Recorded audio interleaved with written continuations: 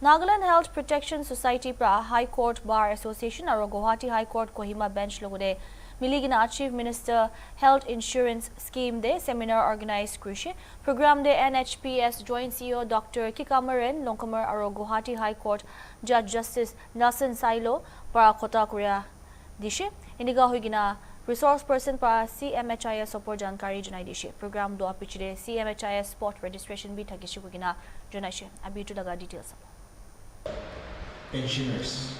By being elderly, we all will be lending in that sooner or later in that section of the society. But this elderly group, the pensioners group, not covered at all in any of the social security services. So that was also one thing. And also there are some section of the society like they were not covered under the PMJY, nor they were government employees, nor pensioners. So we call it them as a missing middle. So these people were also not covered. So the government, the state government decided to have its own insurance scheme in addition to the PMJY. So this scheme was named as Chief Minister Health Insurance Scheme, and it was launched in 2022. It has got two sub schemes. One is for the employees and pensioners, covering with an insurance coverage of 20 lakhs per family per annum, and another for CMHIS general, we call it for those missing middle. So when we look at the different section, then PMJY covers about 2.59 lakhs families in our state, and government employees and pensioners, we are covering about 97,125 households. Though we may have more government employees and pensioners, but in certain households there will be more than one government employees.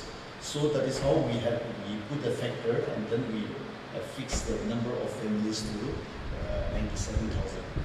So that is one thing, and then the middle group is we are covering 20,000. So about 96% of our total household is covered in Nagaland. The total household is about 3.97 lakhs as per the census 2011.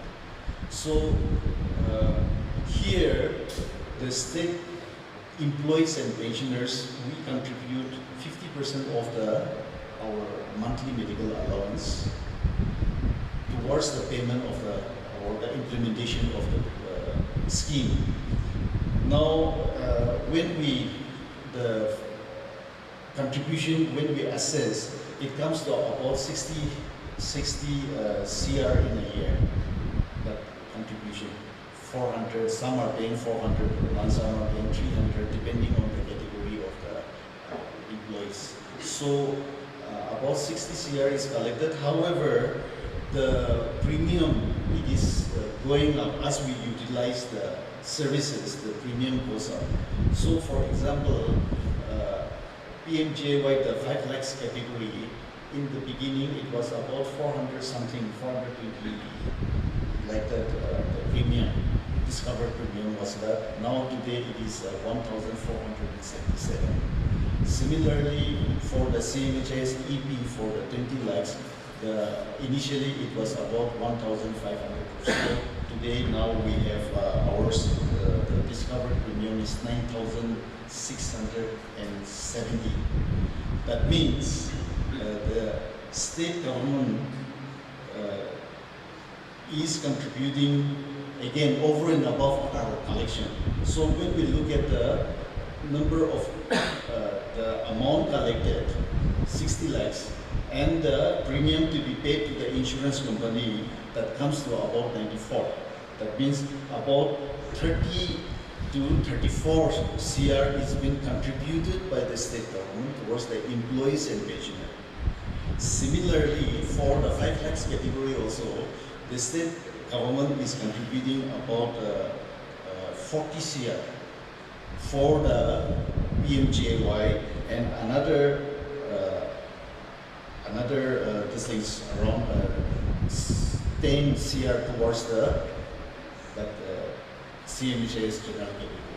So that much budgetary implication is there for implementation of this.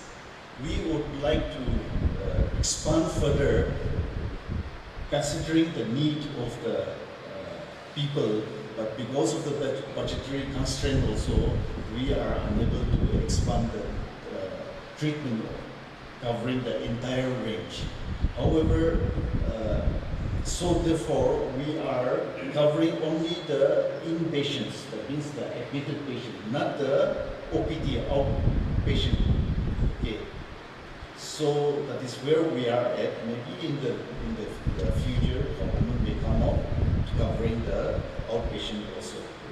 So that is where we are at. And then we have impaneled hospitals within the state as well as outside the state. So about 60, 70 hospitals are outside the Nagaland, and especially we focus on those places where the patients or the people from Nagaland are staying. So that our children or our spouses who are staying outside, they can avail these benefits. Again, wherever there is no impaneled hospital and we happen to fall sick, then there is also another provision that even if there is no impaneled hospital, you can walk into any hospital, because life is more important than whether the hospital is impaneled or not impaneled. So that provision is also given. Now, to impaneled hospitals outside Nagaland, what we have done is that this hospital should be NABH accredited. That means the Quality Council of India, they have this hospital accreditation scheme is there, standards is there, so they have to be impaneled. So by asking for this, making it mandatory, one thing is that there is an assured quality service to be provided. And humanly, it will not be possible also to crisscross the entire country for visiting those hospitals from Kanyakumari to Kashmir or from the Chandigarh to this side, from east to west, north to south. So that is how we have insisted upon the accreditation. So depending again on the accreditation and then whether the hospital is a teaching hospital or in what type of level of or the criteria of the city as per the Niti Aayog classification of cities, we give them incentive. So because of this attractive package rate, many good hospitals have been onboarded into the scheme. This service, we have to, each and every individual should make the card, and then Taju, whosoever is sick, to produce the card to any of the impaneled hospital, and then the services will be provided cashless. There are also instances where we have received grievances that the hospitals are charging money in addition to what the scheme is providing. So we have also opened a toll-free number where 24/7 our toll-free health line anybody can access and then address. Whenever those fraud, the so-called fraud is being established, we penalize to the extent of suspension of impanelment. So such cross-checking measures have been put in so that there is seamless delivery of services to the needy people is put in place. Besides this, the details we'll be discussing in the second session after the break. So I will come to the second part. Now I'm very grateful that one of our retired colleagues, Dr. Hufara, has joined us, as well as Dr. Belva. She is the MO of the UPSC Shikazo, so they have come here to help us in any screening, whether you have diabetes or sugar, or even now the department is, as per the national policy for elimination of tuberculosis by 2030, the Honorable Prime Minister has launched this TB Mukh Bharat Abhiyan. So this elimination process is going on, steps towards that, and therefore Dr. Bilva and her team has also brought X-ray, their X-ray team, so anybody who is interested to have the X-ray done of their chest can be, that facility also can be availed in today's session. So with that short introduction, I would like to end my speech. Thank you very much.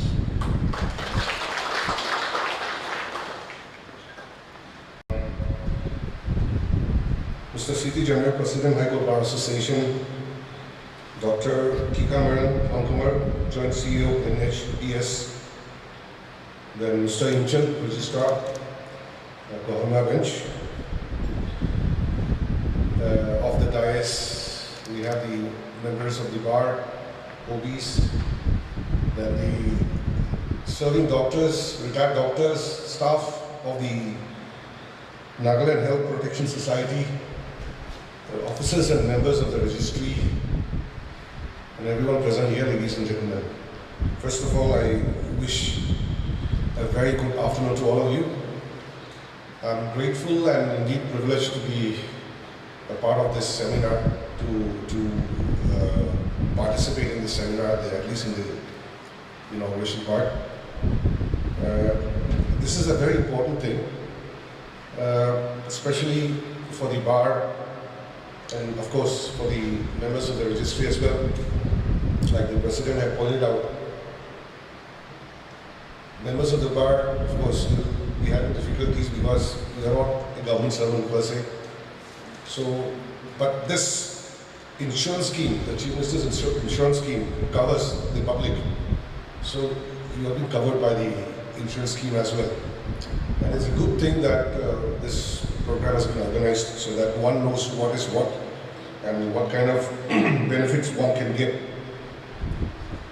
See, as lawyers, as judges, we always have the habit of talking about law only. You go to the market, you go at home, thinking that you'll discuss something else, and then again you start talking about law only.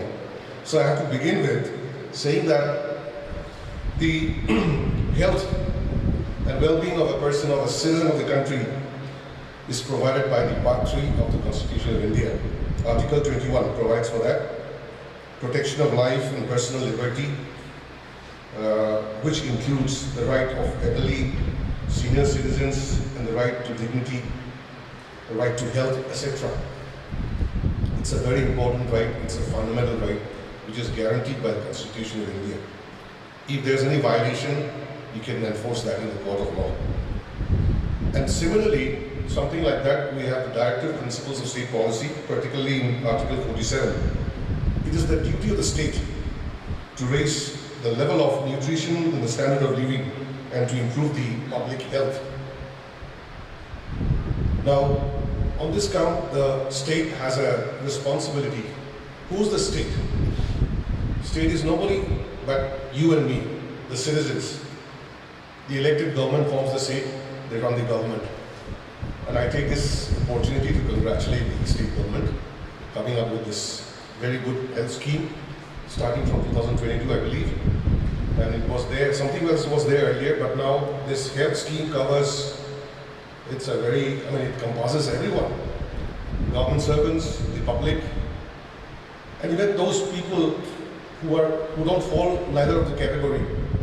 And at the same time, like the Joint CEO had said, even for a treatment in the hospital which is not ample, that is still covered. I was quite surprised to hear that. And it's a very good thought, and if it's there, it is very good indeed, because health emergency, you don't have time to select the hospitals. I should go there or I should go there. The thing is that you go to the nearest hospital to save your life. So this aspect of the matter has been covered, it seems, by the scheme. And I'm really happy to say that it's a very good beginning.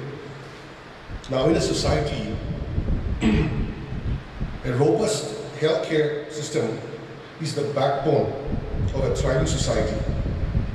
It directly drives the economic productivity, ensures population well-being, protects citizens from financial ruin due to medical emergencies. Now, it shifts the focus from just merely treating the illness, but to disease prevention and enhancing overall quality of life. It's very important. The other day, I spoke to one of my friends. He said he was away in Delhi for a long time. I said, for what reason? He said, we've gone for medical treatment. He hails from the state of Nagaland, and he had taken his uncle. So he said he's covered by this scheme. Unfortunately, when they went to Guwahati, they did not find any proper hospital by which, was abandoned. They went to Delhi. In Delhi, they got good results. 2 or 3 weeks of treatment, and I think that has really helped him. And the illness has been discovered, and the problem has been removed. So he was praising this healthcare scheme. So people are already using that, and today, where he gathered here, on the initiative of the High Court Bar Association and the Guwahati High Court Kohima bench, jointly having organized this gathering. I congratulate them for this thought, and I wish all the members, all the participants today to have a very fruitful time. And I also extend my congratulations to the team who has come here to do the screening and all that. Whoever thinks that one should be screened should avail for that. It's a very good facility, very open-minded. And the doctor has spoken quite a lot about the scheme, and we're going to hear. I know you're not gathered here to hear me, so I'll end my speech here. Wishing you all the very best on the seminar. Thank you.